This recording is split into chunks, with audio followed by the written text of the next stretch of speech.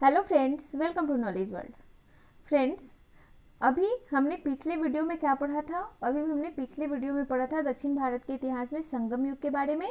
आज जो हमें दक्षिण भारत के इतिहास में जो हमारा चैप्टर है वो है पल्लव वंश एवं चालुक्य वंश, जो बहुत ही इंपॉर्टेंट वंश है। और यहाँ से आप किसी भी पीसीएस एग्जाम अगर दे रहे हो, पीसीएस एग्जाम अगर कोई भी आपको देना है तो वह यहाँ से हमेशा क्वेश्चन पूछे जाते हैं। ठीक है, तो आज फिर से मैं एंशिएंट हिस्ट्री के सीरीज को आगे बढ़ाते हुए आपके लिए लेके आई हूँ पल्लव वंश एंड चालुक्य वंश। चलिए देखते हैं कि पल्लव और वंश एंड चालुक्य वंश कहाँ का वंश था। ये तो आपको क्लियर हो ही गया होगा क्योंकि ये मैंने यहाँ पे लिखा है दक्षिण भारत का इतिहास। तो यहाँ पे आपको क्लियर हो गया होगा कि जो पल्लव वंश और चालुक्य वंश था ये कहाँ का था। ये दक्षिण भारत का ये वंश था। दक्षिण भारत में इन वंशों की उत्पत्ति हुई थी। ठीक है, चलिए स्टार्ट करते हैं। देखिए, प्रायद्वीपीय भारत के उच्च भागों में वे लोग थे जो महापसार निर्माता मेगालिथिक बिल्डर कहलाते थे। यहाँ पे प्रायद्वीपीय भारत फ्रेंड्स, जो दक्षिण का जो हमारे देश का जो साउथ वाला पार्ट है उन्हें हम लोग प्रायद्वीपीय भारत के भी नाम से हम लोग जानते हैं। ठीक है, तो यहाँ पे आपको कंफ्यूज होने की जरूरत नहीं है। महापसान निर्माता उच्च भागों में वे लोग थे जो महापसान निर्माता के नाम से जाने जाते थे। महापसान निर्माता ये कहलाते थे मेगालिथिक बिल्डर। ऐसा क्यों कहा जाता है उनको, चलिए बताते हैं।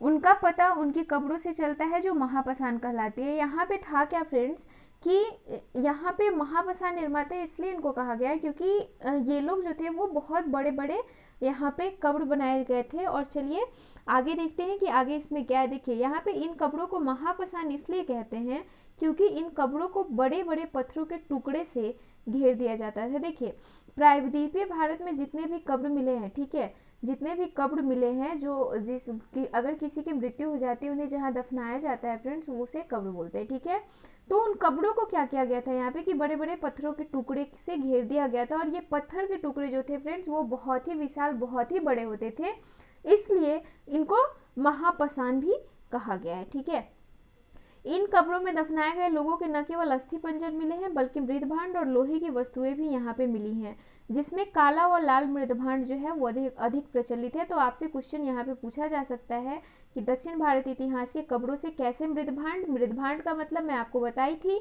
कब बताई थी फ्रेंड्स? जब हम लोग प्रागैतिहासिक काल पढ़ रहे थे, चैप्टर नंबर 1। ठीक है, तो ये मृदभांड जो है वो मिट्टी के बर्तन को बोलते हैं और मिट्टी के बर्तन जो वहां से मिला है वो काला व लाल मृदभांड यहाँ पे मिला है। और यहाँ पे ये बहुत ज्यादा प्रचलित भी है। देखिए, जब पूरे भारत में अलग अलग स्थानों पर विभिन्न राजवंशों का उदय हुआ उसी समय दक्षिण भारत में भी कुछ महत्वपूर्ण वंशों का उदय हुआ था, जैसे पल्लव वंश, चालुक्य वंश इत्यादि। ठीक है, तो पूरे भारत में जैसा कि मैंने आपको बताया था दोस्तों कि जैसे गुप्ता डायनेस्टी के जो शासक थे, समुद्रगुप्त हो, चंद्रगुप्त प्रथम या फिर चंद्रगुप्त द्वितीय, इन लोगों ने क्या किया था कि पूरे भारत को मौर्य साम्राज्य के बाद गुप्ता डायनेस्टी, गुप्त साम्राज्य ही ऐसा आया जिसने पूरे भारत को फिर से एक शासन के अंतर्गत ला दिया था, एक शासन में बांध दिया था। लेकिन जैसे ही गुप्ता डायनेस्टी का, गुप्त साम्राज्य का पतन होना शुरू हो जाता है, वहां पे क्या होता है, फिर से पूरा भारत जो है वो टुकड़े टुकड़े में बढ़ जाता है। उत्तर भारत में अलग राजवंश, पूर्वी भारत में अलग राजवंश, पश्चिमी भारत में अलग राजवंश। वैसे ही दक्षिण भारत में कुछ महत्वपूर्ण वंशों का उदय हुआ था, जैसे पल्लव वंश और चालुक्य वंश। ठीक है, चलिए देखते हैं पल्लव वंश के बारे में। सबसे पहले हम लोग पल्लव वंश पढ़ेंगे क्योंकि यहाँ पे सबसे पहले पल्लव वंश आया था दोस्तों, उसके बाद यहाँ पे चालुक्य वंश आया था। देखिए, इक्ष्वाकु वंश को अपदस्थ करके उनकी जगह पल्लव आए थे, यानी कि पल्लव वंश के पहले जो दक्षिण भारत में जो वंश चल रहा था दोस्तों वो इक्ष्वाकु वंश का चल रहा था। और इक्ष्वाकु वंश के लोगों को हराकर पल्लव वंश वहां पे आए थे। पल्लव का अर्थ है लता, जो टुंडाई शब्द का रूपांतरण है। तो ये कभी कभी एग्जाम में 1-2 बार देखा गया है कि पूछा गया है, ज्यादा बार ये नहीं पूछा गया। आप 1-2 बार इसे रिपीट कर लेंगे, आपको याद हो जाएगा। ये पल्लवों की अपनी जनजाति थी जिसने भारत में अपनी सत्ता स्थापित की तथा अपनी राजधानी जो थी वो कांची में, यानी कि आधुनिक कांचीपुरम में बनाई थी दोस्तों। और ये कांचीपुरम कहाँ है फ्रेंड्स? तो ये तमिलनाडु के क्षेत्र में यहाँ पे पाया जाता है। कहाँ है कांचीपुरम? तमिलनाडु के क्षेत्र में। ठीक है, तमिलनाडु में ये कांचीपुरम यहाँ पे पड़ता है। प्रमुख पल्लव शासक के बारे में भी अगर हम लोग देखते हैं तो यहाँ पे वपदेव, सबसे पहला जो है वपदेव, यह पल्लव वंश का संस्थापक था। लेकिन यहाँ पे एक कंफ्यूजन है दोस्तों कि अगर आप विभिन्न बुकों को देखें, विभिन्न बुक्स देखें, आप विभिन्न पुस्तकों को देखिए यहाँ पे, तो यहाँ पे एक कंफ्यूजन है कि कहीं कहीं पल्लव वंश के संस्थापक जो हैं वो वपदेव माने जाते हैं, जबकि किसी किसी बुक में यहाँ पे पल्लव वंश के संस्थापक सिंह विष्णु माने जाते हैं। ठीक है, तो अगर आपके एग्जाम में ये क्वेश्चन आता है और जैसा आपका ऑप्शन रहेगा उसके अकॉर्डिंग आप वहाँ पे आंसर दोगे यहाँ पे। और एक बात और ध्यान रखना कि यहाँ पे दोनों ऑप्शन एक साथ नहीं दिया जाएगा। ठीक है, यहाँ पे वपदेव और सिंह विष्णु दोनों ऑप्शन एक साथ नहीं दिया जाएगा। दोनों या तो ये क्वेश्चन नहीं आएगा, और क्वेश्चन आएगा एग्जाम में तो यहाँ पे एक ही ऑप्शन रहेगा, या तो वपदेव या फिर सिंह विष्णु। तो आप दोनों नाम यहाँ पे ध्यान में रखना। सबसे पहले ये पल्लव वंश के संस्थापक माने जाते हैं वपदेव भी, उसके बाद इनके बारे में ज़्यादा जानकारी यहाँ से अवेलेबल नहीं है। दूसरे जो है वो है सिंह विष्णु।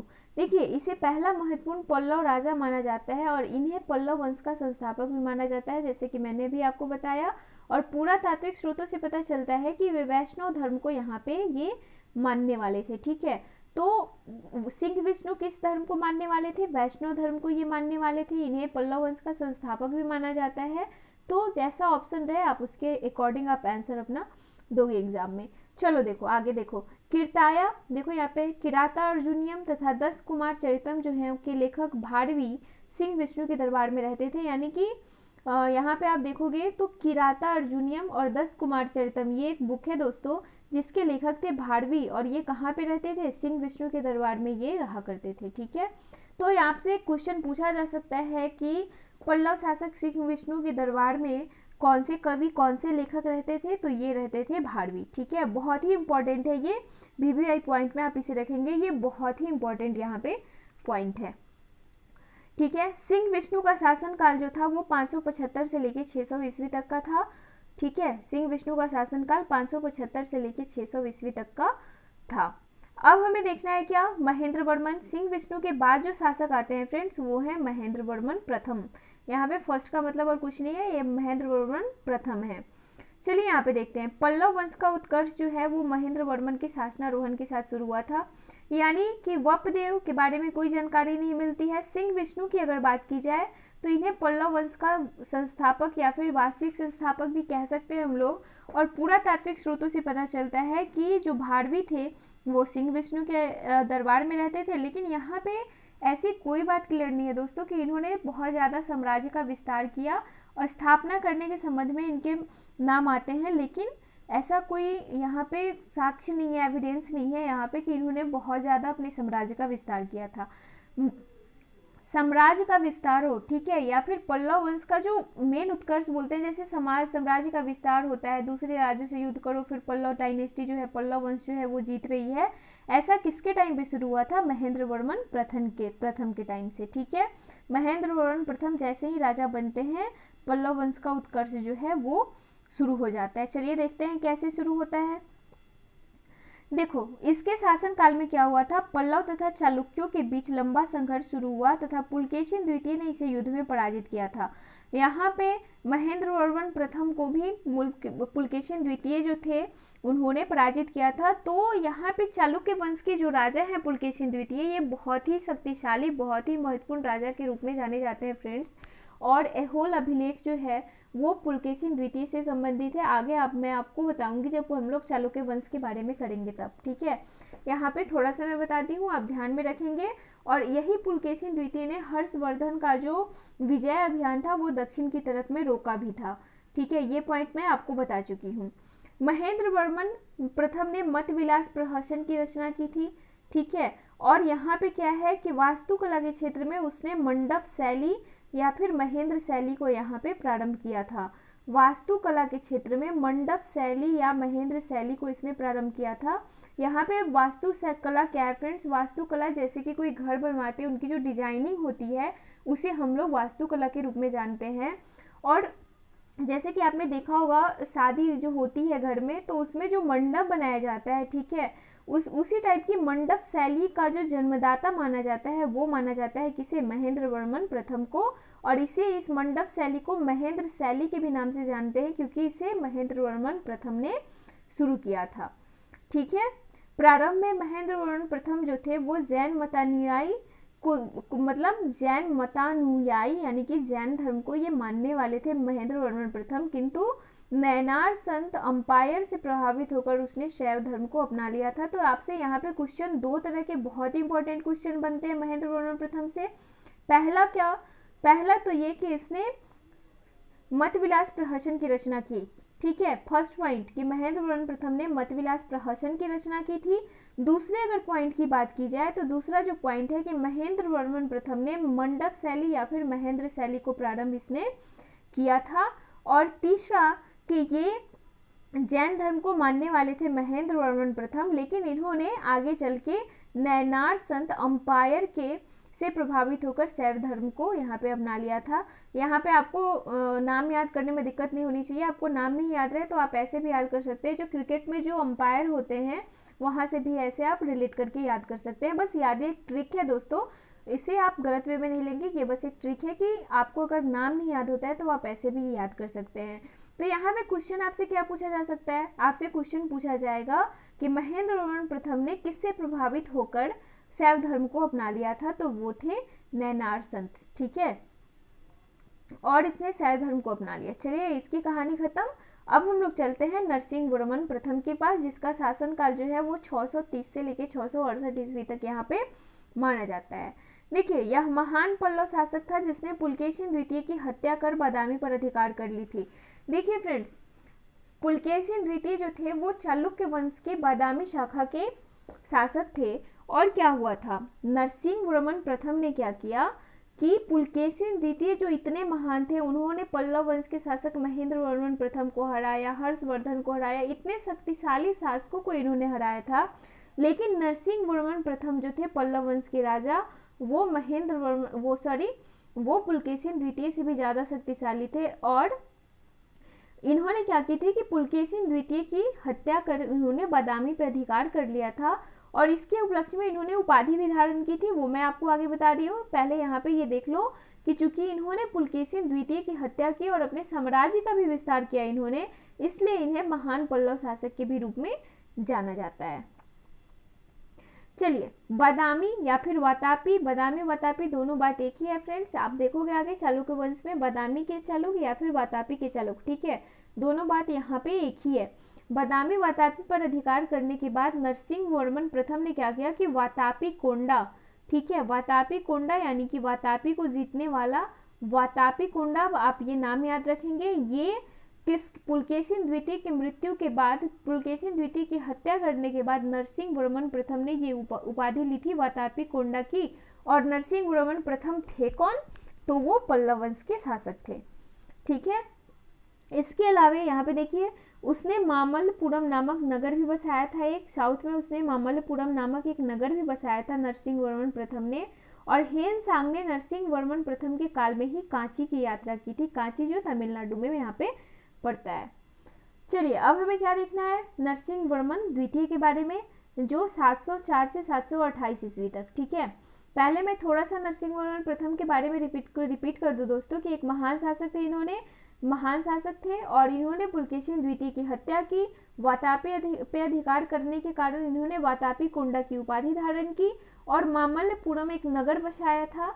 और जो हेनसांग थे, जो हर्षवर्धन के काल में ये भारत आए थे, उन्होंने नरसिंह वर्मन प्रथम के काल में ही कांची की यहाँ पे यात्रा की थी। तो ये कुछ इंपॉर्टेंट पॉइंट है आपके लिए नरसिंह वर्मन प्रथम से रिलेटेड। ठीक है, अब हमें क्या देखना है, नरसिंह वर्मन द्वितीय के बारे में, जिनका शासनकाल 704 से लेकर 728 ईस्वी तक का यहाँ पे माना जाता है।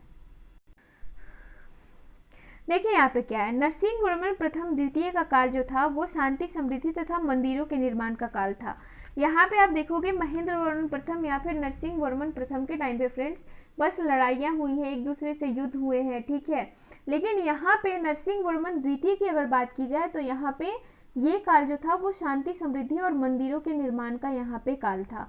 अरबों के आक्रमण के समय पल्लवों का शासक नरसिंह वर्मन द्वितीय था। अरब के आक्रमण के समय पल्लवों का शासक कौन था फ्रेंड्स, नरसिंह वर्मन द्वितीय। यानी कि आप यहाँ पे देख रहे हो 704 से लेकर 728 ईस्वी तक नरसिंह वर्मन द्वितीय का शासन काल है।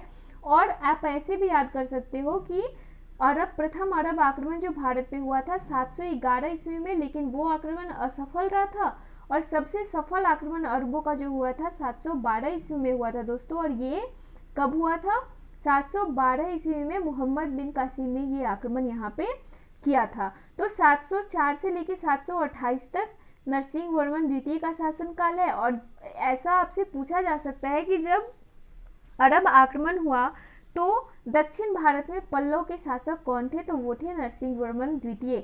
लेकिन इसके पहले चालुक्य वंश के वातापी के चालुक्य के जो पुलकेशी द्वितीय थे उनकी मृत्यु यहाँ पे हो चुकी है, ये भी आप ध्यान में रखेंगे, ठीक है, क्योंकि नरसिंहवर्मन प्रथम ने उनकी हत्या कर दी थी और नरसिंहवर्मन द्वितीय जो थे वो उनके बाद यहाँ पे आए थे। यहाँ पे उसने राजा सिंह यानी कि नरसिंहवर्मन द्वितीय ने राजा सिंह यानी जिसे राजाओं में सिंह, आगम प्रिय यानी कि आगम का मतलब शास्त्रों का प्रेमी होता है फ्रेंड्स। और यहाँ पे मैं आपको एक पॉइंट याद दिला दूं कि जैन धर्म में जितने भी जैन साहित्य की रचना हुई है उसे आगम के नाम से ही जाना जाता है। आगम का मतलब होता है शास्त्र, ठीक है।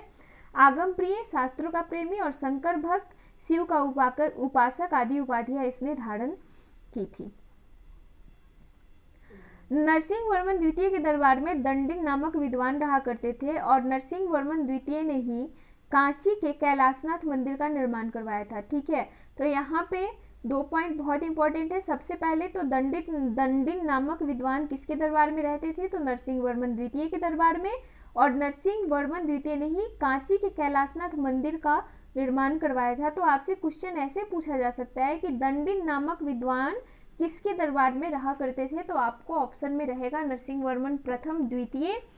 तो आप आंसर कैसे दोगे, जब तक आप अच्छे से पढ़ोगे नहीं तब तक आपको इसका आंसर पता नहीं चलेगा फ्रेंड्स। हो सकता है कि आप नरसिंहवर्मन द्वितीय की जगह पे प्रथम लगा के आंसर में चले आओ तो फिर आपका मार्क्स चला जाएगा, ठीक है। तो इसलिए ध्यान लगा के मन से आप लोग पढ़ा करो। उसके बाद कांची के कैलाशनाथ मंदिर का जो निर्माण हुआ था वो नरसिंहवर्मन द्वितीय के काल में हुआ था और उसने ही करवाया था इस मंदिर का निर्माण। अब हमें बात करनी है नंदीवर्मन द्वितीय की, जिनका शासनकाल जो है वो 731 से लेकर 795 ईस्वी तक यहाँ पे माना जाता है। और ये क्या था, यह वैष्णव धर्म का अनुयायी था, यानी कि वैष्णव धर्म को ये नंदीवर्मन द्वितीय जो थे वो मानने वाले थे। और इसने राष्ट्रकूट शासक दंती दुर्ग की पुत्री रेवा से शादी की थी। आगे हम लोग पढ़ेंगे पाल प्रतिहार और राष्ट्रकूट, जिसे 3 साम्राज्यों के युग के नाम से जाना जाता है, ठीक है। और तीनों में जो थी वो त्रिकोणीय लड़ाई हमेशा चलती रहती थी, तो हम लोग आगे उनके बारे में देखेंगे। तो वैष्णव धर्म के फॉलोअर थे ये नंदीवर्मन द्वितीय और दंती दुर्ग की पुत्री रेवा से इन्होंने शादी की थी, ठीक है। प्रसिद्ध वैष्णव संत तिरुंगई अलवार नंदीवर्मन द्वितीय के समकालीन वैष्णव संत थे। तो ये भी एक पॉइंट है जिसे आप ध्यान में रखेंगे। आगे है अपराजित वर्मन 879 से लेकर 897 ईस्वी तक, ठीक है। यह पल्लव वंश का अंतिम महत्वपूर्ण शासक था तथा चोल शासक आदित्य चोल ने अपराजित वर्मन पर आक्रमण करके पल्लव राज पर अधिकार कर लिया था। यानी कि पल्लव वंश बिल्कुल कब समाप्त होता है, जब चोल वंश की स्थापना यहाँ पे इस क्षेत्र में हो जाती है। उसके बाद पल्लव वंश बिल्कुल जाके आगे समाप्त हो जाता है। आगे डिटेल में हम लोग चोल वंश के बारे में भी यहाँ पे पढ़ाई करेंगे। चलिए अब हमें क्या देखना है फ्रेंड्स कि कला और वास्तुकला के क्षेत्र में पल्लवों का क्या योगदान रहा था, इसके बारे में हम लोग देखेंगे। सबसे पहले तो अगर हम लोग बात करें द्रविड़ शैली, तो मैंने आपको बताया था द्रविड़ शैली, बेसर शैली, नागर शैली, ठीक है, बताया था मैंने, आपको याद नहीं होगा, मैंने आपको इसके बारे में बताया था, ठीक है। द्रविड़, बेसर और नागर शैली ये 3 प्रकार की शैलियाँ हैं जो दक्षिण भारत में जितने भी मंदिर जो बनाए गए थे, जितने भी मंदिर का निर्माण आज भी होता है वो मुख्यतः किस शैली में होता है दोस्तों, तो वो मुख्यतः द्रविड़ शैली में सारे मंदिरों का निर्माण साउथ इंडिया में किया जाता है। तो ये एक पॉइंट है जो आपके नॉलेज के दृष्टिकोण से बहुत ही इंपॉर्टेंट है। अगर आप देश के हैं तो ये सारे पॉइंट्स आपको जानने जरूरी हैं, तो आप ध्यान में रखें थोड़ा। पल्लवों के नेतृत्व में वास्तुकला की द्रविड़ शैली का विकास जो है वो 4 चरणों में हुआ था। कैसे हुआ था, चलिए वो देखते हैं। जैसे कैसे हुआ था, सबसे पहला महेंद्र शैली, मंडप शैली भी जिसे जानते हैं हम लोग, और इसकी शुरुआत महेंद्रवर्मन प्रथम ने यहाँ पे की थी। और इस शैली में निर्मित मंदिर शिलाकृति मकोंडा मंदिर एवं उंडावली का अनंतेश्वर मंदिर है, ठीक है।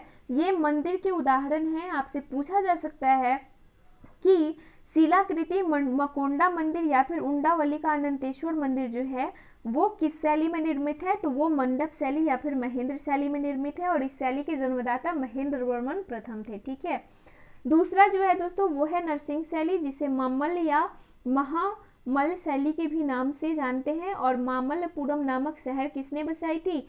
नरसिंहवर्मन प्रथम ने। तो आप यहाँ पे ये भी देख सकते हो कि इसकी शुरुआत जो है वो नरसिंहवर्मन प्रथम ने की थी। जैसे ही आपको नाम आएगा नरसिंह शैली में मामल्ल या महामल्ल शैली भी जिसे कहते हैं, तो आपको बिल्कुल याद आ जाना चाहिए कि मामल्लपुरम जो शहर था वो नरसिंहवर्मन प्रथम ने बनाया।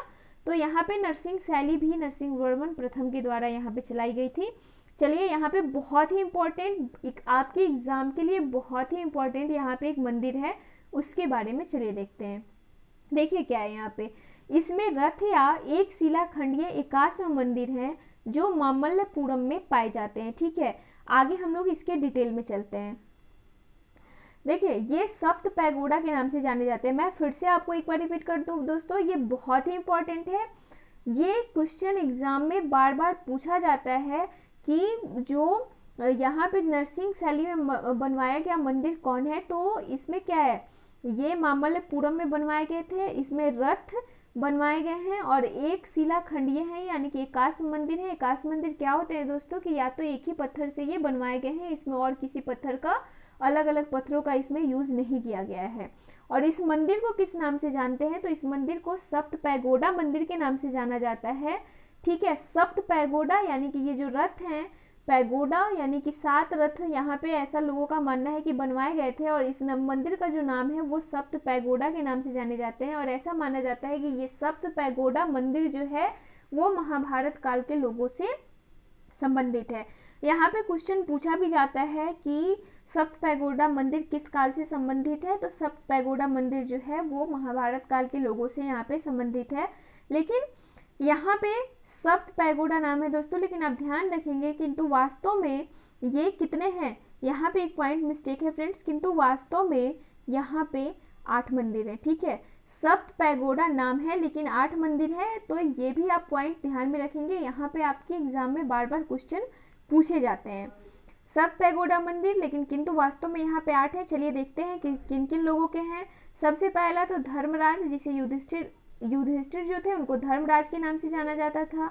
अर्जुन, भीम, सहदेव, द्रौपदी, गणेश, पिदारी एवं वालायन कुटिय। ठीक है, तो ये कुल मिला के दोस्तों 8 लोग हो जाते हैं यहाँ पे। ये नरसिंहवर्मन प्रथम की देन है, तो इसलिए इन्हें महान राजा के भी रूप में जाना जाता है। ठीक है, पहला तो पुलकेशिन द्वितीय की हत्या, फिर मामल्लपुरम शहर न बसाया था इन्होंने, नरसिंह शैली चलाई। तो ये सब कुछ इंपॉर्टेंट पॉइंट है यहाँ पे। आगे जो है हमारा वो है राजसिंह शैली। इस शैली का प्रयोग जो है वो नरसिंहवर्मन द्वितीय ने किया था, जैसे महाबलीपुरम का तट और ईश्वर तथा मुकुंद मंदिर। ठीक है, महाबलीपुरम का तट जो है फ्रेंड्स वो राजसिंह शैली में आता है। और राजसिंह शैली से भी आप याद कर सकते हैं कि नरसिंहवर्मन द्वितीय ने जो है वो राजसिंह की उपाधि भी धारण की थी और इसी नाम से उसने शैली भी चलाई थी, राजसिंह शैली। और महाबलीपुरम का तट इसने बनाया था। इसके अलावा ईश्वर तथा मुकुंद मंदिर और कांची का कैलाशनाथ मंदिर, ये मैंने आपको बताया, एवं ऐरावतेश्वर मंदिर। ठीक है, ये कुछ मंदिर हैं जो राजसिंह शैली में बनाए गए हैं। इसके बाद कांची के कैलाशनाथ मंदिर को यहाँ पे राजसिद्धेश्वर मंदिर के भी नाम से जानते हैं। ये शंकर भगवान का मंदिर है। यहाँ पे नंदीवर्मन शैली की अगर बात करें तो इसका प्रयोग नंदीवर्मन द्वितीय ने किया था। और नंदीवर्मन शैली में भी कुछ निर्मित मंदिर हैं, उनके बारे में देखते हैं। कांची का मुक्तेश्वर मंदिर, देखना कांची का जो कैलाशनाथ मंदिर है वो नरसिंहवर्मन द्वितीय ने बनवाया, जबकि कांची का जो मुक्तेश्वर मंदिर है वो नंदीवर्मन द्वितीय ने बनवाया था। ठीक है, तो कांची का मुक्तेश्वर मंदिर, बैकुंठ पेरुमल मंदिर तथा मांगतेश्वर मंदिर। ठीक है, ओरगाडम चिंगलपुट के निकट का वाडमालेश्वर मंदिर और गुडरेड मल्लम ये रेनीगुंटा के निकट का परशुरामेश्वर मंदिर इत्यादि। ये कुछ इंपॉर्टेंट मंदिरों के नाम है फ्रेंड्स। ये थोड़े नाम टेढ़े मेढ़े हैं, लेकिन अगर आप वीडियो को 1-2 बार रिपीट करके सुनोगे तो आपको ये नाम आसानी से यहाँ पे याद हो जाएंगे। अगर आप इतना भी कर लेते हो तो आप यकीन मानिए कि इससे बाहर आपके एक भी क्वेश्चन एग्जाम में नहीं जाने वाले हैं। ठीक है, पल्लव वंश के जो अन्य शासक थे वो कौन कौन से थे फ्रेंड्स? सबसे पहले महेंद्रवर्मन द्वितीय, ये 668 से 670 ईस्वी तक इनका शासनकाल माना जाता है। ठीक है, महेंद्रवर्मन प्रथम के बारे में हम लोगों ने पढ़ा था। कुछ अन्य शासक भी हैं, महेंद्रवर्मन द्वितीय, इसके अलावा परमेश्वर वर्मन प्रथम का भी नाम आता है। ऐसा माना जाता है कि इन्होंने 670 से 680 ईस्वी तक इन्होंने शासन किया था, लेकिन इनके बारे में कोई डिटेल हमें प्राप्त नहीं होता है। ठीक है,